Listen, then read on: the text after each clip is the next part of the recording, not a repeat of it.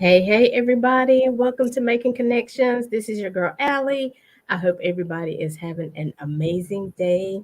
We have a lot of flyers today. There's a lot of things going on. People doing a lot of giveaways for the Thanksgiving holiday. And so, yeah, we ran out of music, but it's okay because I wanted to still make sure that all the flyers were seen. And so, no, I didn't post them to the group yet, but I will post them this afternoon in case you didn't get the contact information or the location, but there's several giveaways happening around the Charlotte area. So, if you're in need, hey, take advantage because the people who are doing it have a good heart and they want to be able to serve you. So, if you're in need, hey, go out and participate. Or if you just want to go out and volunteer, you can do that as well. And so, welcome to the show, young men. How are you doing today? Doing Great. well, doing well. Awesome. We have a young man, Benson Watt, with us, and then we got this old man, Wayne Roberts. That's right. That's But welcome back to the show. I know you guys have been on before. I appreciate you coming and spending time with us. Talking about financial situations, building, residual income, but the men's edition. Really speaking to because I don't know how men feel about money and what makes them, you know, go after money and things like that. So just want to make sure that they're encouraged because we had a very responsible conversation on Saturday. Its title was Black Girls Build Wealth or Build Residual Income. And so, we're kind of taking the lead from that. But I definitely want to give you opportunity in case people haven't seen you before. Benson and Wayne, I want to give you opportunity respectively to introduce yourself and then we'll jump into the interview. Okay. all Go ahead. Wayne. awesome. My name is Wayne Roberts. I'm out of Forest City, North Carolina. Married to Miss Kimberly Roberts, and totally excited. We just hit 20 years this year of marriage.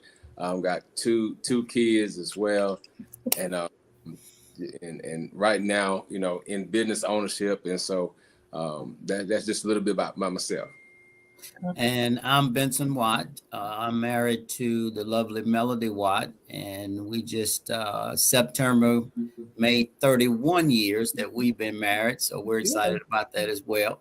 Um, I am a business owner as well in the financial services industry. So we're just excited about being on the show today and sharing what we can about building wealth and residual income. Absolutely. Well, congratulations.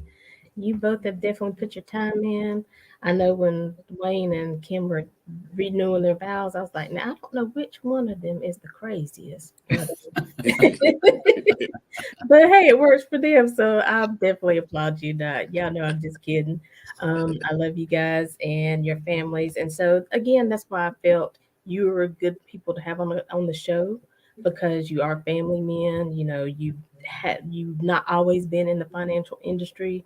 You've had things before that, but just speaking to men right now, how important is it for them in this day and time to think out of the box and really start building that residual income if they haven't already? Benson, you want to start us off? Well, I think it's absolutely critical that men begin to think about and think outside the box. I'd like to start with, just kind of talking about what residual income is. And residual income is money that continues to flow after you've made an initial investment or resource of your time. And those things have been completed, but money still comes. So when you think about residual income, you want to think in those terms simply because you want to put the work in now and set in motion that money continues to come even when you don't have to roll out of the bed to get it. Mhm. Yeah. And as men, it's, we're wired to be providers. We're wired to want to be able to take care of our families. We're wired to want to be able to provide the best life that we possibly can for those people that we love and we care about. Yeah. Right. And anything you want to add to that, Wayne? Yeah, I would add as well. And one thing as men looking at business building residual income, one thing you need is a coach, and one thing as men sometimes we try to do it all on our own. And, I'm excited, because the guy you see on the screen is my coach and mentor, of what we do right now, and taught us, how to build and how to get to where we are right now. And so because when you look at that definition, another thing you want to look at is when you're starting out self-employed, when you look from a barber standpoint, hairstylist, whatever, you may be that person right now, that barber that's cutting hair, you by yourself in there. But then when you start training more people, you get about 3 or 5 more booths in there that's filled up. And now you don't have to go to work to still make the money. And then that money, it continue to flow. And so that's that part of that residual income that opens up some freedom for you. But I mean, Coach hit it right on the head when you talk about defining it. And it's very important for men to think very outside the box in their area, to where we're so used to me wanting to do all the work. But hey, listen, you got to come to a standpoint, hey, listen, create that residual income, because one day you'll get to a point where you want money coming in where you don't always have to work. Absolutely. Absolutely. I love that because, and Benson, you hit it, men are, wired to work. And so I think sometimes when they hear that residual income, they're like, how does that even work? I mean, if you're not going out doing it every day, if you're not hitting the streets, if you're not coming home tired every day, you haven't even put the work in. So I think sometimes they still think that how can residual income, how will I still feel like I'm the provider, I'm who I'm supposed to be if I'm not working every day, right? Right. Well, I think, for a while, we've probably had the ladder against the wrong wall. And what I mean by that is, a job is a temporary solution to a permanent problem. And because we've been wired to think, we've been conditioned to think that we should go get a job. And I'm not saying there's anything wrong with that. What I'm saying is that in today's time, it's going to take more than that. So when you think about residual income and you think about, a job being a temporary solution to a permanent problem, there's a cost to live. And you have to count up that cost. We in society, we're kind of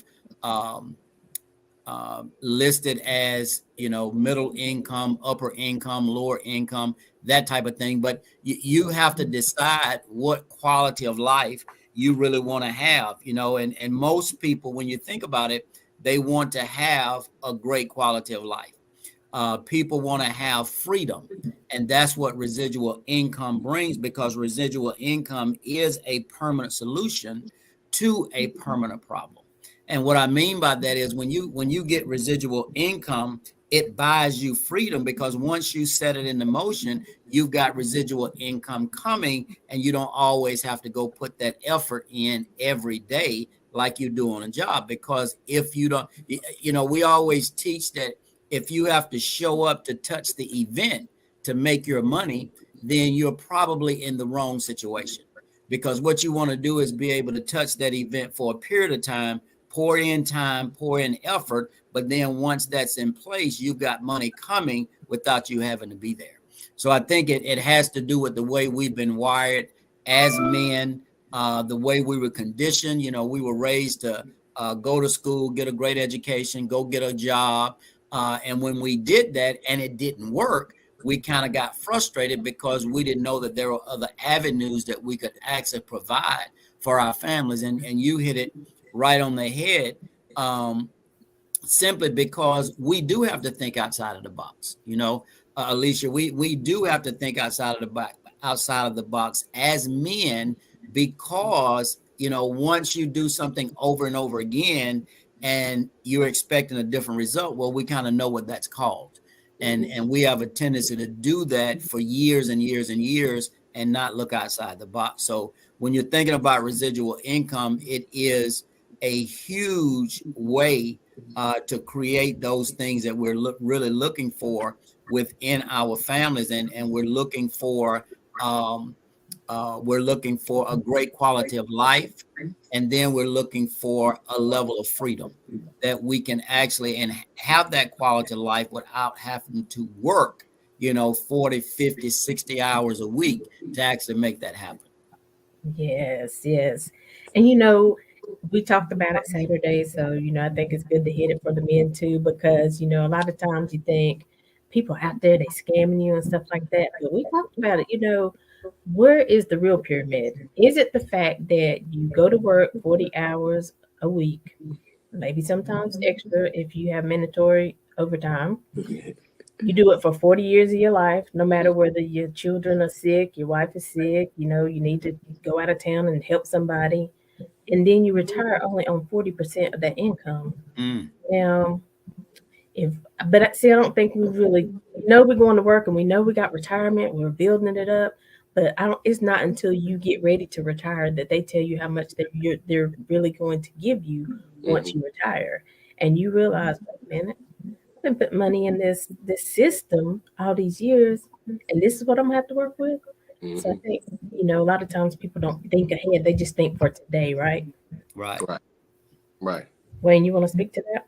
Yeah, because overall, I think when you talk about the pyramid, which you just mentioned, a lot of times it's sad that most of our thinking, we look for ways of, of getting out of something, or a reason not to do something, or thinking somebody's always out to get me, and sometimes when you look at opportunity is something that comes that offer you something that may look a little bit different.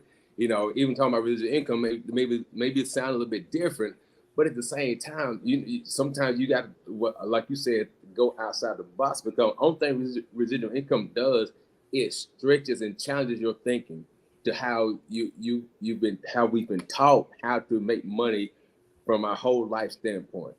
So now it's about doing something. You may start on a job for a little bit. It depends on your raising. If you was taught to be self-employed, or the only thing is to go to work first, go get a job. But from that job standpoint, now it's about learning, man. What am I good at? So then you find your self-employed niche, and then once you find your self-employed niche, then you start teaching other people and training other people, and then after that, then you can step back a little bit and receive that, the income off of what you've done. And so it stretches your thinking process, and not just be stuck in one way of how to make money. You got me?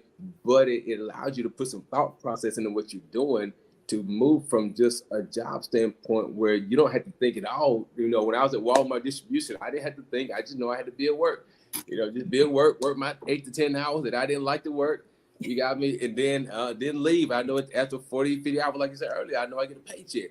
But it never pulled out my gifts and talents of what's on the inside of what I was really excited about. You got me? So when you finally find what you're excited about, what you're gifted at, and then you're able to train others how to do it, man, it just opened up doors, especially from a man's standpoint, opens up doors of freedom. What coaching a while ago, freedom to really, you got money coming in from this area, but now you got freedom to make some money somewhere else, or go start a nonprofit, do something else, because you got money coming in. But it also gives you options, man, options to do something else, to where you're not tied down like a slave to that one thing. Mm. That's big. Benson, I see you. You want me to? Yeah, as Wayne was talking, I was thinking about the cash flow quadrant. Mm-hmm. When we think about the cash flow quadrant, most people start out as an employee. And unfortunately, they have a tendency to stay there their entire lives, not understanding that there's three other ways that you can generate income. And that second way is to be self-employed. So some people go from being an employee to being self-employed, and then they actually get stuck in being self-employed. But there's a third way that you can earn money, and that's through business ownership. And when you move through these quadrants, what you're actually working to do is to become an investor, because as an employee, your income is limited. Okay. Your income is capped. As an employee, your income is more, but it's still capped, because you're only able to count on what it is that you can do as being self-employed. But when you move into business ownership, now you've got other people working for you and with you, which creates unlimited income. When you create unlimited income, you put yourself in a position to actually fill up that fourth quadrant, which is becoming an investor. And that's really what we want to do. We want to put ourselves in a position where our money begins to work for us, so that we don't have to always work for it, if that makes sense. And I'm going back now to something that you said, Alicia, earlier. you said that people retire with 40% of what they were making. Well, the challenge with that in today's times is most people don't have pensions anymore. So when people retire now, they're not retiring with a pension. They're retiring with whatever Social Security is providing for them, or whatever they have saved in their 401ks or something like that. But pensions, there's probably, I don't know, 10, maybe 15% of companies today that still provide a pension. So most people don't have that luxury anymore. So if we're not preparing for our own retirement, then most people won't be able to retire. They'll just have to keep working. And that's unfortunate. And that's true, because you see a lot of older people these days still going to work, trudging through the snow, getting up early. And they have to clock in. They don't get any, flexibility just because they're older. If you're supposed to be here at 8 a.m., you got to clock in with everybody else. Absolutely. So they're not giving them any flexibility just because they're a senior worker. That's right. You're on schedule. You have to be here. And I think that's just so sad. And I have a pension. I'm one of those companies that do. But really, when I started thinking about it, I was like, well, if I retire here, I'm only going to get this much pension. So I need to continue working here. But then I was like, but if I do this, if I become an entrepreneur, a business owner, Mm-hmm. I'm gonna make a whole lot more than I'm gonna be making with that pension. So it really doesn't matter if they only give me half my pension when I'm at 60 or whatever. Because if I become a business owner, that's just going to be money, extra money that's going into my account. That's not going to be what I'm living on. And so sometimes you have to really sit down and think about it and put those numbers to paper. Mm-hmm. Because I was like, well, I don't want to retire early because then I'm going to be losing money in my pension. But if I'm building this residual income, if I'm going through those quadrants, becoming a business owner and an investor, that's just extra money I'm going to be investing. I'm not going to be losing anywhere. Absolutely. Mm-hmm. Absolutely. And I think sometimes, people have a tendency to think that they have to do one or the other. And the great thing about, the era that we're in now is you can actually keep your job and do something in addition to your job to create additional income. And now you got more than one income stream. So I think that's important too. You can build residual income while you're keeping that job if that's what you choose to do. True. So I think people need to know that as well.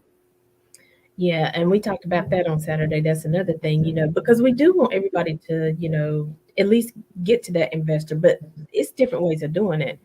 But that it's so important to have multiple streams of income because let's just talk about like when COVID came. If you were only on a job and that job was one of the jobs that had to shut down, you didn't have anything extra.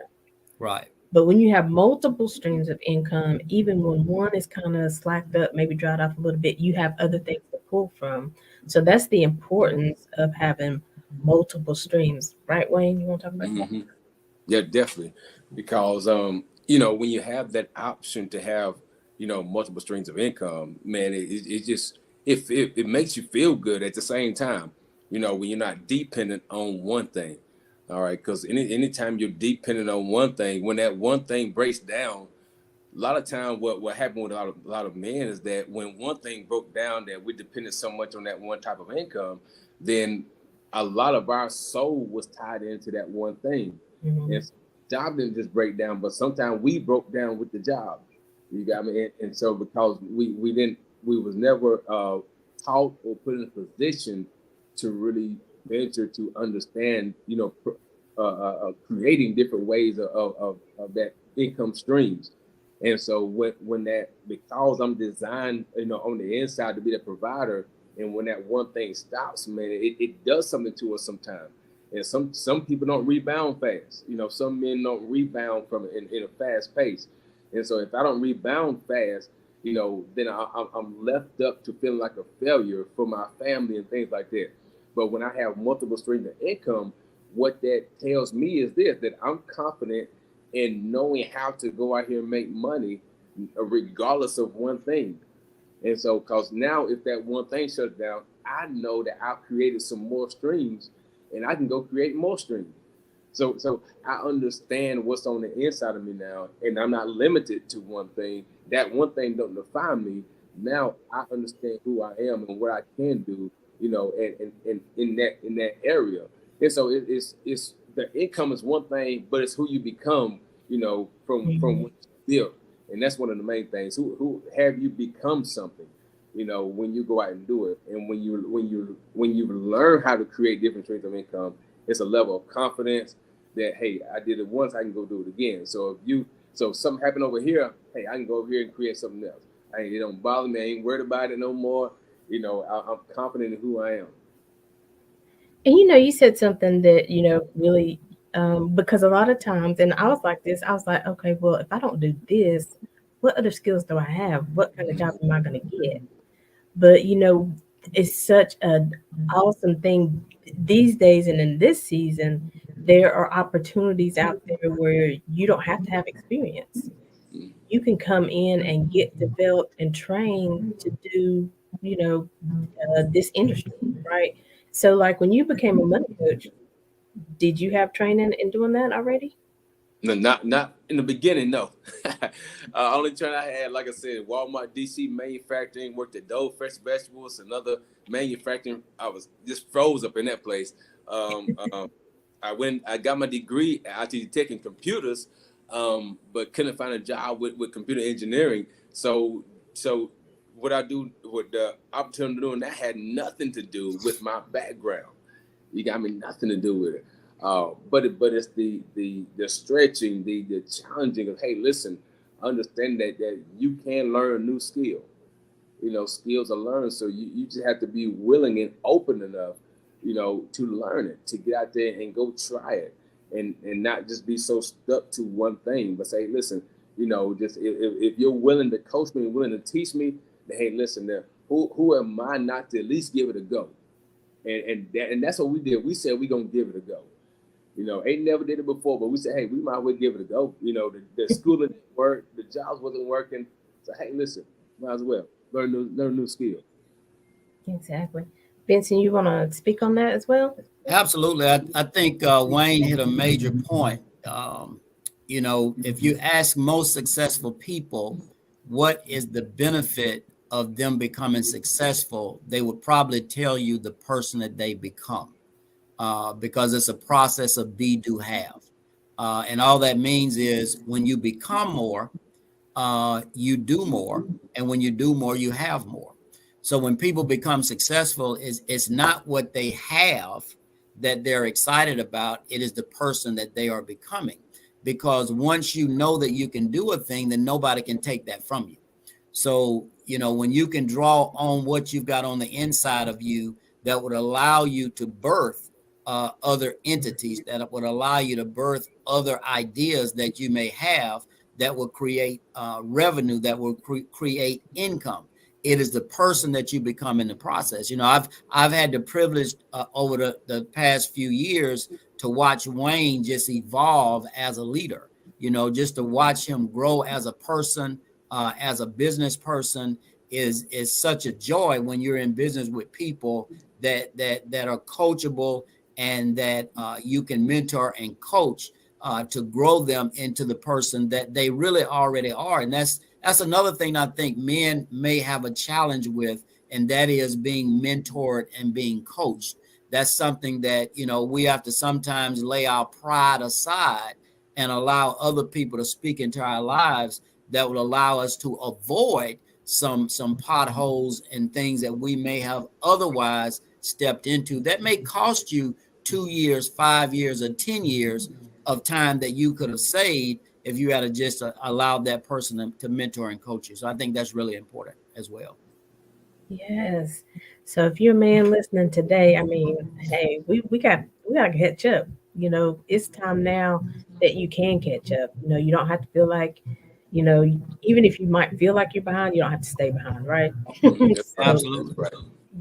I mean, until the day you die, you have the opportunity every day you wake up to change the narrative of your life, to change the trajectory of your path, for you and your family. And we another thing we talked about, because the young lady who was on the show Saturday is a single mom and she's raising two young girls. How important is it to be like for Wayne, for you, when Landon is watching you every day, go to work and do stuff, how does that make you feel? I mean, to be an example for him.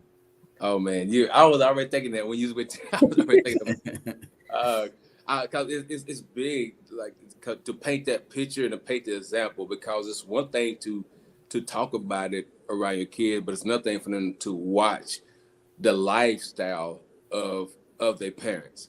You got me? So when they can actually watch it being done, and and they can watch you, the freedom of, they see you working, but at the same time they see the freedom of you being able to take them to school, pick them up from school, and things like that. But you've been able as well, while you're growing as a man, you've been able to teach, your child, the things that now. Because that was an area. So my dad, he was just a construction worker, so he couldn't teach me, business talk. You got me, things like that, business entrepreneurship. So he could only teach me what he knew, but now when you are open to know, it ain't just about you, it's about your kids, it's about your children's children. It's not, and it also is about your nieces and nephews, about any next generation that's connected to you. It's when you can reach out to more just about you, because sometimes we get stuck in our bills, our issues, and we let the money that we got wear us down because we think it's not enough. Then we won't stretch to become the person that the world needs, that our family needs. And so I think that's a big area, Alicia, when you mention that. So yes, preparing for the next generation, but not just in monetary. Monetary is big, but also in who I'm becoming, at the same time, to prepare them mentally, and they can watch my lifestyle versus just me talking my lifestyle. Mhm. And that's good. And I know that you not only just, they see you making the money, but they also see you being responsible with it as well. Mm-hmm. They don't see you just going out blowing it. You still teach them there's limitations and there's a time and place for everything as well. I think a lot of times when people get money, I'm not just gonna say men on this one, but when people get abundance of money, you see some superstars and NFL players and all this stuff, you like, boy, they set for life, but they're broke in 2 years. Mm-hmm. Mm-hmm. Yes, and what do you think happens in that situation? Why are they broke? Well, I think over time we've gotten a lot better. When we think about the guys that are doing, professional sports, we've got the LeBron James of the world that is really being a true example of how you take advantage of all that he has the opportunity to take advantage of. He's become a billionaire. We've got Michael Jordan, and we've got other players that I think now are setting the right example for the younger guys to come in. And I think now they're understanding that it's more to life than just spending everything now. But yes, there are those horror stories out there where people come into a lot of money, and then next thing you know, they're looking for a job. And I think that has to do with not counting up the cost. There's a cost to live. And I think when people count up the cost, they have a tendency now to be motivated to think about residual income. Because with a job, it's kind of like this. A job dictates where you live. It dictates what you drive. It dictates where you go on vacation, how long you stay, right? Because everything is packaged within that particular salary. Whatever you're making is going to create the lifestyle that you have, which is why residual income is so important, because it allows you to have the other things in life that everybody really wants, but we have a tendency over time to either suppress it or tell ourselves that it's never going to happen, because we have a tendency to make our life fit into the mold of the money that we make, not thinking outside the box and understanding that we could do other things, create other income streams that will allow us to live the life that we really have on the inside of us and able to express it, as Wayne and Kimberly are doing with their children. That's going to be priceless, because when you have children and they're able to see you provide for them. They're able to see you provide not just the necessities, but they're able to see you provide for them in a way that is kind of unlike the people that they may be around. It's going to do something for them psychologically. So children have a tendency to do what they see their parents do more than they do what they hear their parents say, if that makes sense. Oh yeah, Yeah. absolutely. Yeah. And I think it's so important too because again, we are an example. I don't have any children, but I still think about my cousins and some of these younger girls, and they stressed out. They're going to 3 and 4 different jobs, and I, try to offer them an opportunity. But, first I would get frustrated. I'd be like, look, are y'all crazy? But I had to understand I'm still going through my process.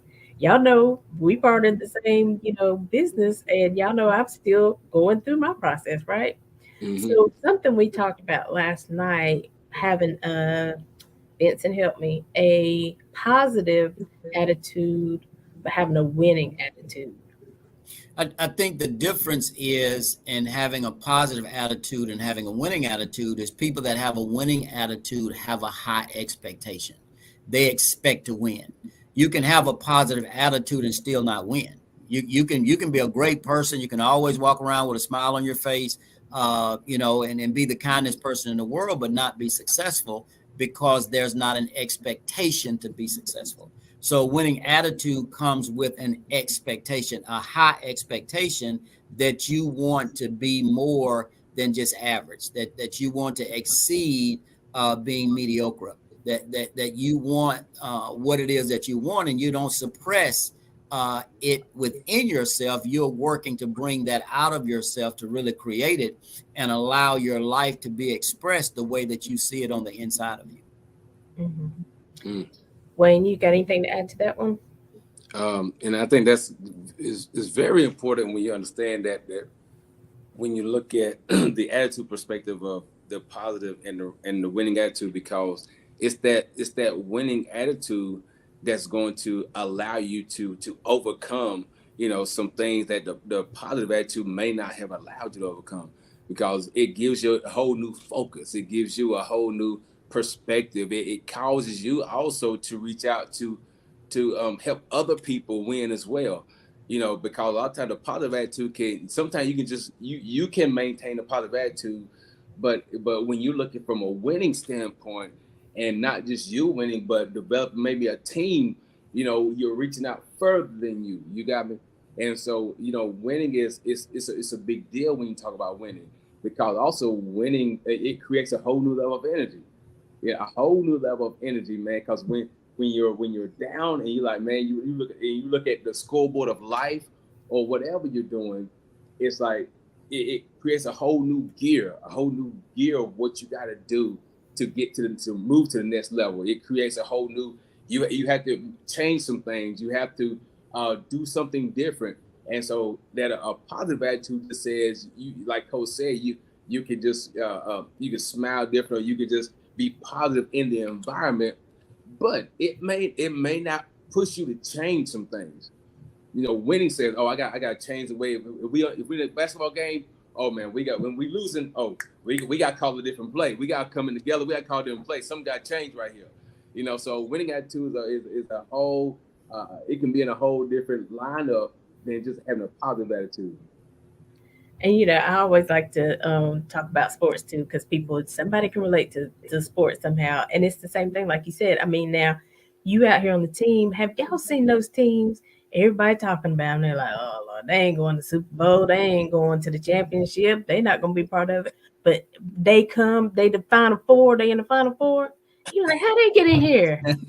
That's because they didn't stop, right? They Right, didn't give right. up. There's like everybody counting us up, but I don't care what everybody else is saying. It's about what we gonna do together. It's how we gonna build. It's how we gonna stay focused, right? And That's we right. gonna keep winning. And whatever happens at the end, we can say we did our very best. But Right. they show up. You like, nah, I got to pay this person $100 because I knew they wasn't gonna be in the championship. And so I feel like it's the same way in life. People might be count you. You might even count yourself out, but keep pushing. That's the beauty of having a coach.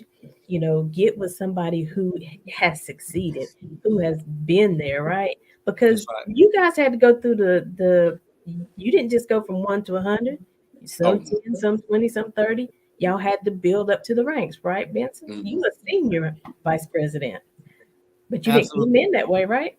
Oh no. Oh no, absolutely not. It's the process of each one teach one. It's the process of transferring what you know into another.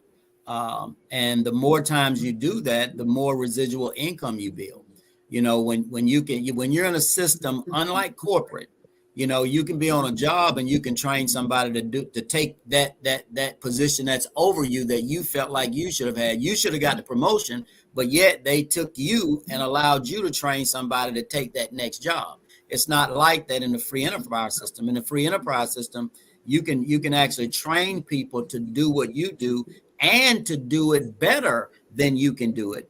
And what happens is you still get rewarded. You still get you still create income or residual income off of that effort. And that's what's so exciting about the world that we live in today.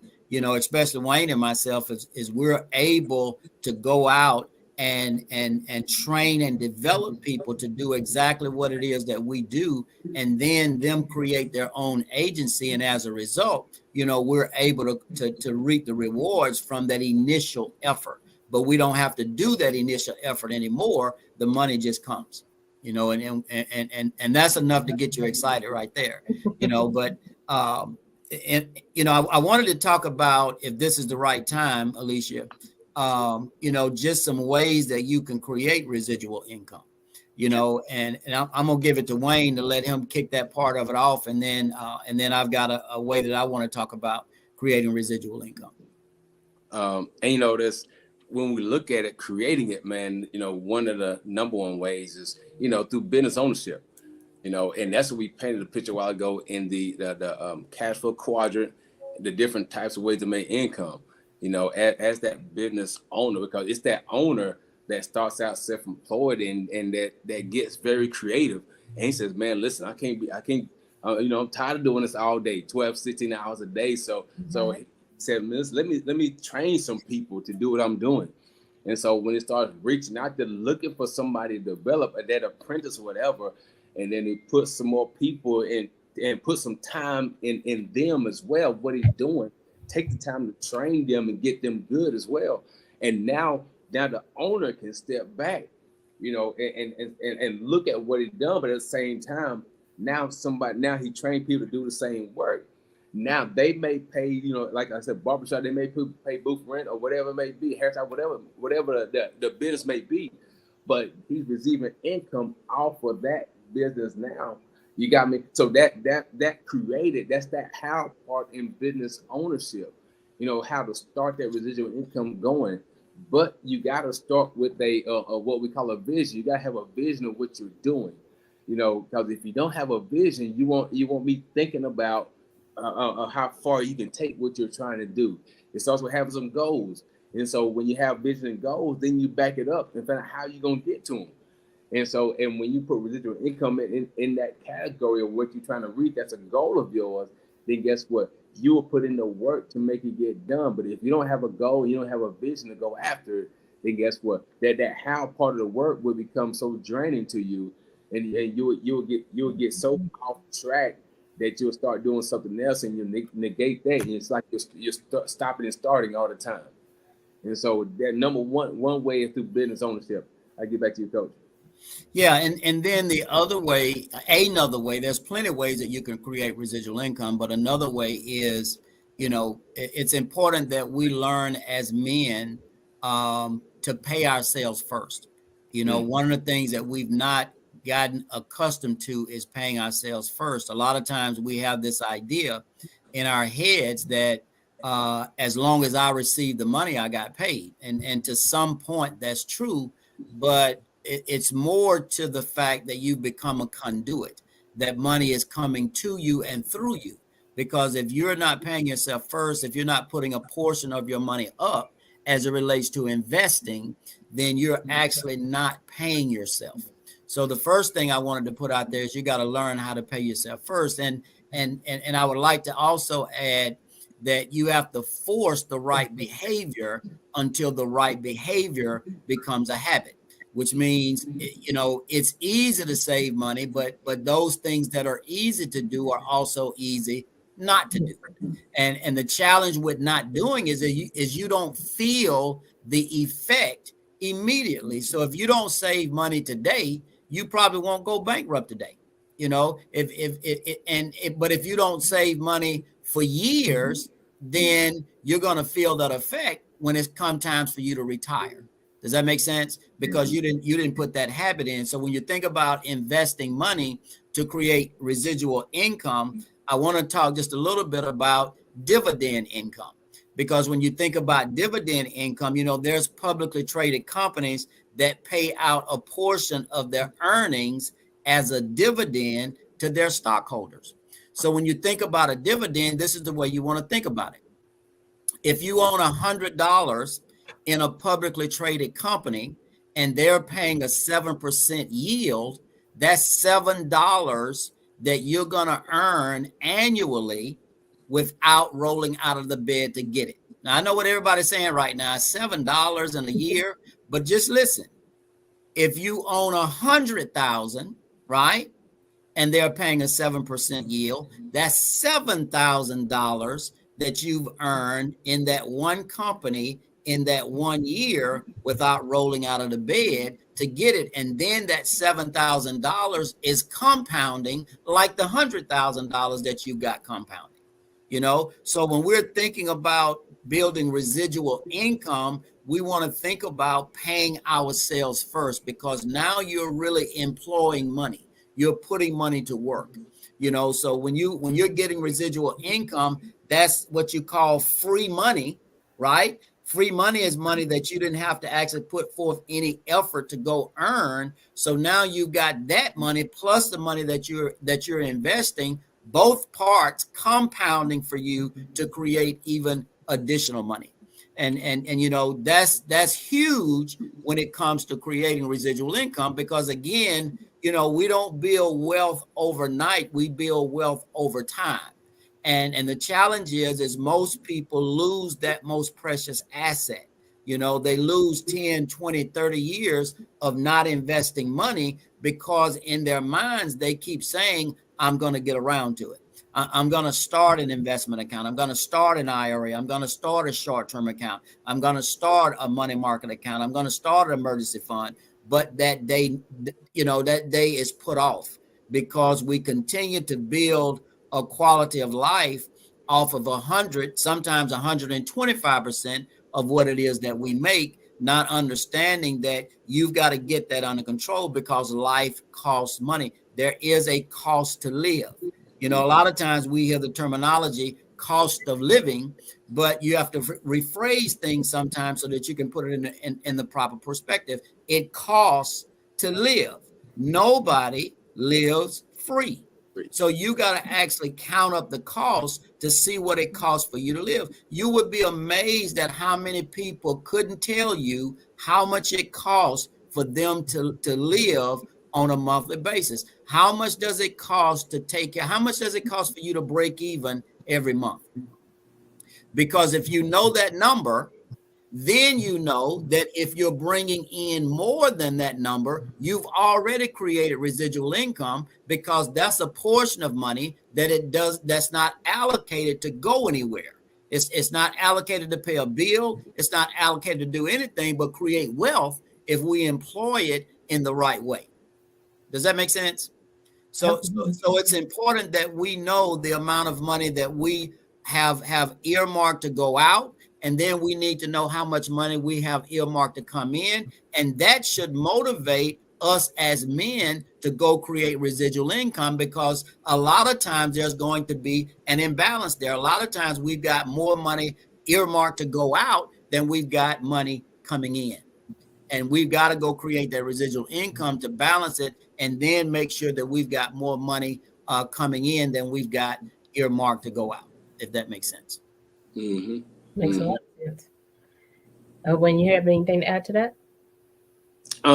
Not to that. Just with the overall topic.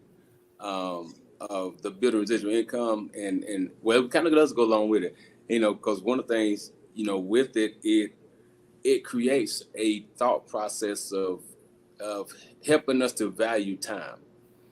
And when we're looking at residual income and building it, you look at time frames different.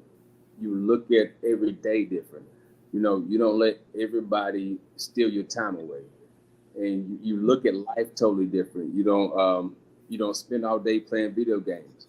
We got some some of my generation below. Sometimes we get caught up in the wrong things and waste a lot of time. But when you're looking forward ahead of time and building something, building residual income, because anytime you're building something, it's going to take some work to build it. But it teaches you to value the time that you're going to put into it. And when you value your time, you're not only that, you also change your environment.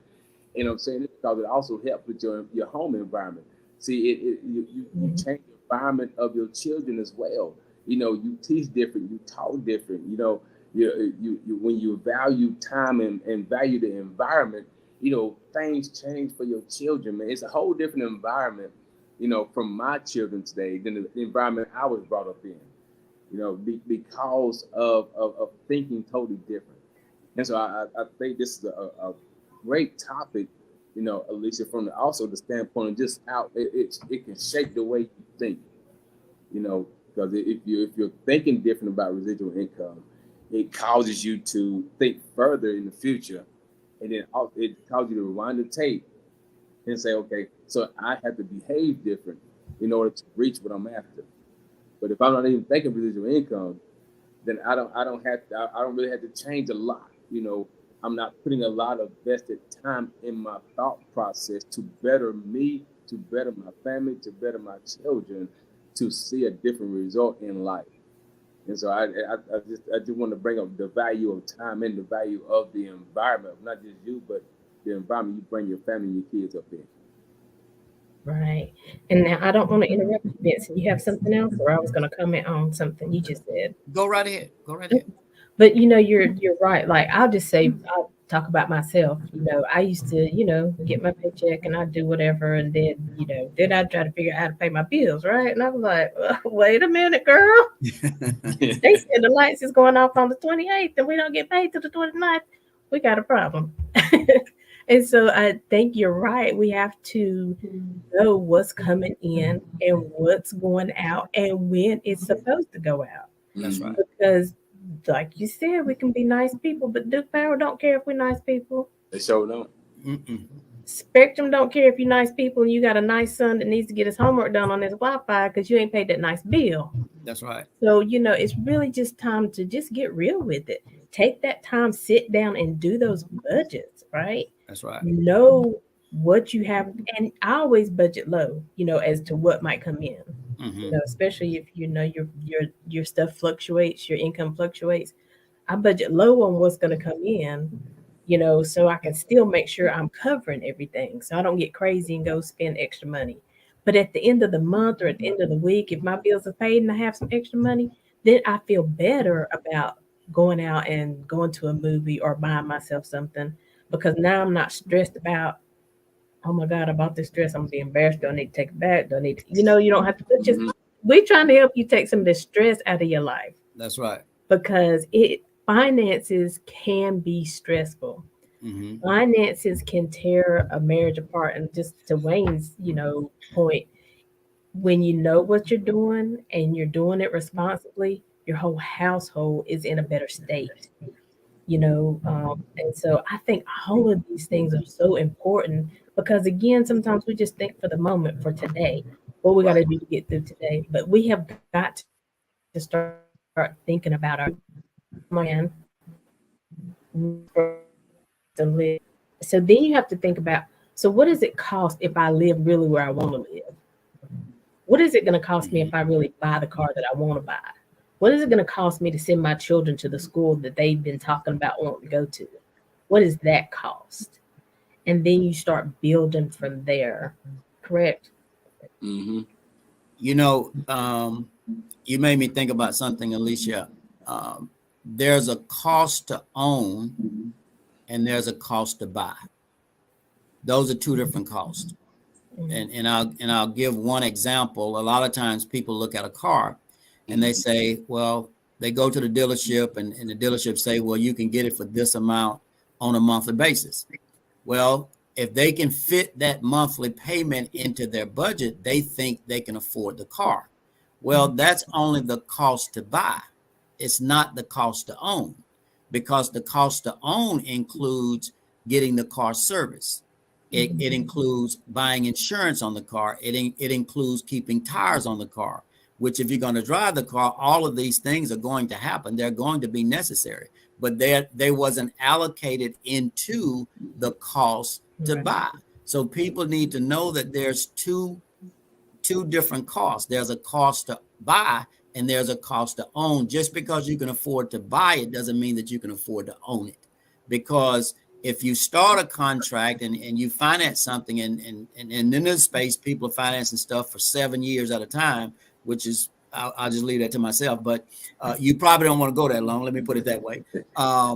Because in 7 years, the car is probably going to be worth, I'll just leave that to myself too. But just understand that there's a cost to buy and there's a cost to own. And you got to calculate both of those. And sometimes you have to take a step back and say, well, maybe I need to go buy something that's less expensive at this time until I get my residual income going. And then I can go afford to own the car that I really want to drive, if that makes sense. Absolutely does. All of this is making sense. I mean, it's just, but it's not things we think about. Even like with our credit score, we just, again, go live frivolously and we don't care if, the stuff comes in on time. Well, we paid Duke Power, but, we paid them on the third month right before we got cut off. We paid the car payment, but we paid it in stages, but they done added all this interest on the other side. And they reporting to the credit bureau that you ain't paid the full payment yet.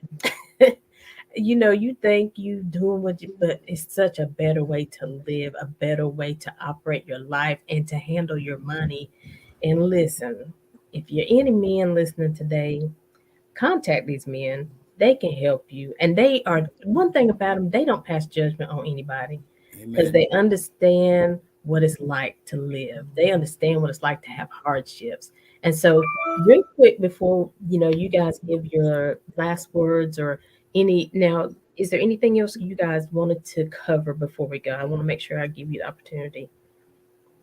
Or are you ready for like your last words of encouragement? That's it. Mine would be encouragement. Mine would be encouraging words. Okay. So we're going to take a quick break right now. We're going to show a couple videos and then we're going to come back and we're going to get the last words of encouragement or a piece of advice, whatever the Lord has laid on your heart, and your contact information for men who might want to reach out to you for more information. Okay. So y'all hold on. We'll be right back more with Benson and Wayne.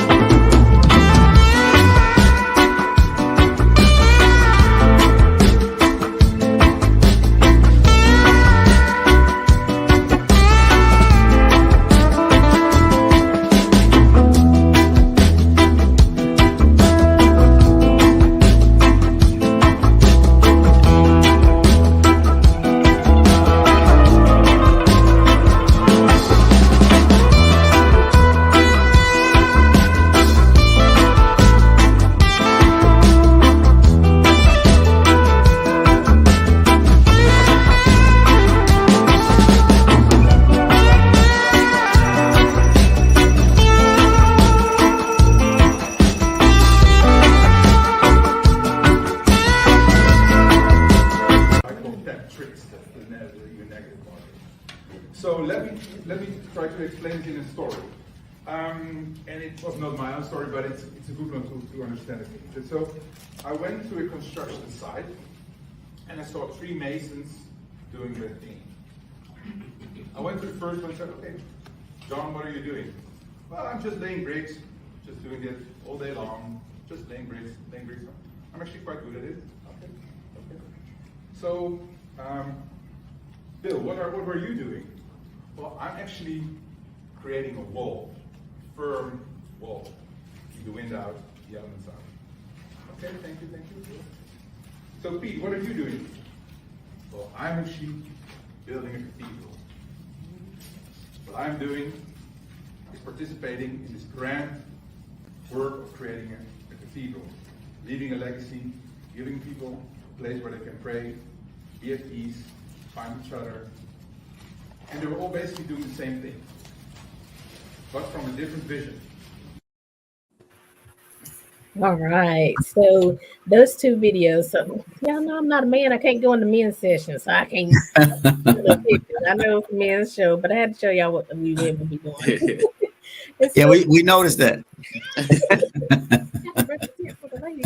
But listen, but what I want you to see was it was such an atmosphere of, joy and peace and, applauding one another. It didn't matter whether you walked the stage or not, but if your sister walked the stage, you were applauding. People were smiling because they was looking at them coming down the aisle. They're like, oh, what you got, girl? Let me see. Da, da, da, da. I mean, but that atmosphere is something about being in that atmosphere. Now, I can talk about myself again. I used to be a Long Island. I used to be like, no, I don't want nobody's help. I don't want nobody. No. But I have learned in my years of living that you cannot live this life by yourself. God didn't ordain it that way. He put all of us, the cross goes from heaven to earth, but it goes from the left to right. So from my brothers and my sisters, so they have something I need to be able to survive and to thrive, right? And so it's about getting in that atmosphere and just, watching other people. And then it just makes you want to win too. It makes you want to show up for somebody else, right? Right. And then to the cathedral one, the last show with Eric. That's Eric Garcia, and he was talking about he went to a site, and all the masons were doing the same thing. They have all the same tools, the bricks and the mortar, whatever. The first one was just like, look, man, I'm laying bricks trying to get paid, I'm just doing this job. The second one was like, I'm building this wall. So he had a little bit vision went a little bit higher. But the third one was like, I'm building a cathedral. Now he wasn't building it by himself. They were all working on the site, but he could see that he was building a cathedral, a place where legacy would be left, a place where families can come and worship, a place where you can go and comfort one another. People can come together. He saw they were all doing the same work, all had the same tools, but from a different vision. Mm-hmm. So, what is your vision today? Are you just laying those bricks every day, just trying to get paid or whatever? Or do you want to build a cathedral where there's residual income, where there's peace, where there's legacy? Because God said that He would give us the ability to create wealth. Mm-hmm. Mm-hmm. And, we are the head and not the tail, above and not beneath. We can be the lender and not the borrower, right? Absolutely. So, that word, and God has no respect of person. So that word is for everyone that hears that word. So it doesn't matter where you are right now. There is an opportunity, a way to really grasp what you want, to build that residual income, to teach it to your children. Because I tell people all the time, don't you know these people, they're going to be grown one day. They're going to have to make decisions. And you want them to be able to make decisions, not just follow everybody else. You want them to be able to analyze and know what to do for themselves. So I love that video because it just reminds me, where am I building from? What is my vision? And so I want to give you guys an opportunity. We can start with Wayne, and then we'll go to Benson. And just, your last words of encouragement or a piece of advice, and also tell them how they can reach out to you if they want to, become a business partner or just get more information on building wealth for their families. Awesome. So I just want to first encourage all the men. Man, listen. If you in your house on the phone, whatever, man, I want to encourage you just to make some noise where you at, man. Men, being a man is a big deal. First, you got to own it. You know that you are a man. God created you as a man, and be proud of first who God made you. And so, with this, just a question, ask yourself, what are you building? What are you building right now? And I want to encourage you that to be open, to things that can be open to doing something maybe different than what you're used to doing. Because sometimes we may be closed, but I just want to encourage you to be open to different things, different avenues of ways of generating, a residual income into the household. And then, and last but not least, I want to encourage you as well. If you're not the money manager in your house, um, um, if your spouse pulls you to the side, say, let's work on this budget. What Coach was talking about, don't throw it and throw it to the side and say, I ain't got time for it. I got all like that. Listen, put a little bit of time with your spouse, in looking at that budget, man.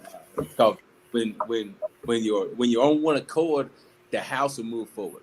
You got me? 'Cause I know a lot of times with a lot of men, if we're not over the money, we just give our wives or whoever the money, and then we go continue to do what we're doing. But then take out time with your spouse and to look at that budget, see what's coming in, so you can get on one accord, and y'all can create a vision together, and that's how the house can move forward when you guys are working together.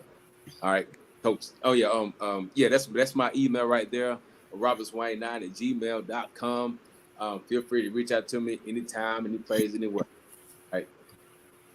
Awesome, awesome, awesome. So I just want to encourage all the men to think along the lines of building that cathedral that Alicia was talking about as it relates to succession planning. And what I mean by that is you got to start thinking about what are you going to leave for the next generation.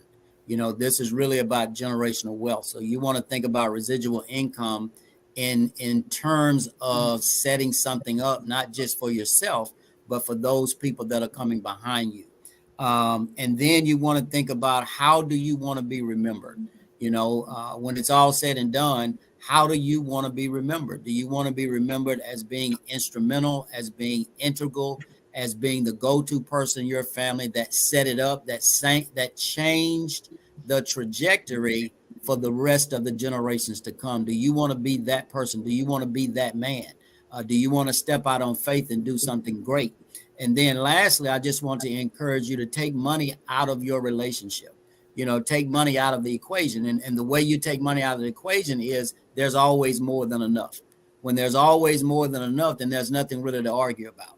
So if you want to have a healthy relationship, don't let it rest on money. Take that out of the equation. And yes, that's actually should be WATTIII at AOL.com, not gmail.com. It's AOL.com. Alicia did that because she's just messing with me because she's probably trying to throw off that AOL so old. That's why she said he couldn't have been AOL. Like AOL. Yeah, I noticed what she was doing. I noticed she was doing. My bad. So sorry. So please feel free to No, reach out at WATTIII at AOL.com. And you can reach me by phone at 864-415-3135. Reach out anytime, doesn't matter. And thank you, Alicia, for having me. absolutely. Okay, Alan. We just gonna put it in the description of the video. Oh, so let me say They won't reach me by email. WATTIII at AOL.com is Benson Watts. That's correct. That's correct. Yeah. And so you guys know we are making connections with Aly. We're here every Monday at 2 p.m. and every Saturday at 12 noon. If you need to reach us, info@AliciaJohnson.com. But let me say, if maybe we covered some things, but you're like, man, I wish they would have got into this in the conversation. Send us, post it on the link once we post it. Put your questions out there, And we can either bring these men back and specifically talk about questions that you all have that maybe we didn't touch on today, or, they can answer it, in the post. But definitely want you to reach out to them because, it's time out to think you can do it by yourself. And that, like we started in the beginning, if you're doing the same thing year after year and expecting a different result, I'm just going to be the one to break it to you. It ain't going to happen. Okay? You got to do something different. You got to shift somewhere. And we ain't talking about tear your whole world apart. We're just saying little shifts at a time. A little shift will make a difference. So you guys got this. Y'all can do it. I'm applauding you. I'm holding space for your victory. And listen, this won't be the last time they're here because as they were talking, I was like, I should ask them this. We got so much more to talk about. It's so many things that we can, areas we can go.